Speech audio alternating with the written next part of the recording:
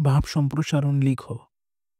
অর্থ সম্পদের বিনাশ আছে, কিন্তু জ্ঞান সম্পদ কখনো বিনষ্ট হয় না। মূল ভাব: পৃথিবীতে কিছু জিনিস আছে যা বিতরণ করলেও বৃদ্ধি পায়। সেগুলোর মধ্যে জ্ঞান সম্পদ হচ্ছে অন্যতম। এটি যতই দান করা হয় ততই বৃদ্ধি পায়।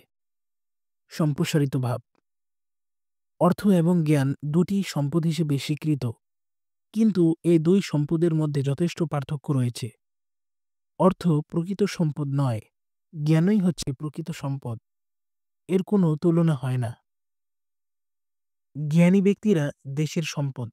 তারা দেশ ও জাতির জন্য সম্মান বয়ে আনে। তারাই দেশ জাতির পথ প্রদর্শক।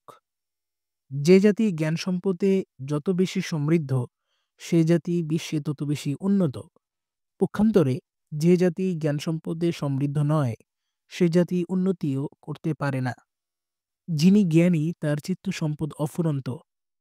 এই জ্ঞানরূপ সম্পদের ক্ষয় নেই, বিনাশ নেই। এ সম্পদ কখনো কারো এই সম্পদ কখনো কারো কাছ থেকে ছিনিয়ে নেওয়া যায় না।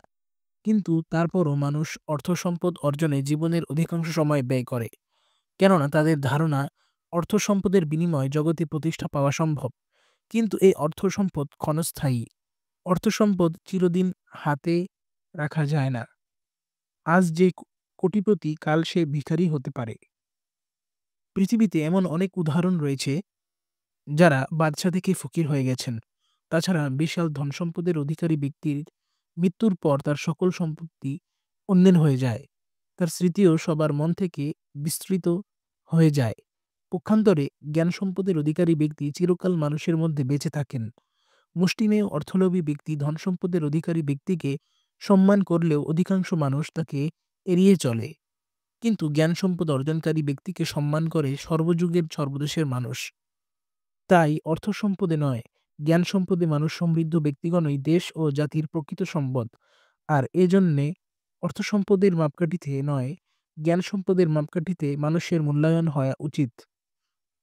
মন্তব্য: অর্থ সম্পদ ক্ষণস্থায়ী, যে কোনো সময় তা নিঃশেষ হয়ে যেতে পারে, কিন্তু জ্ঞান সম্পদ দীর্ঘস্থায়ী।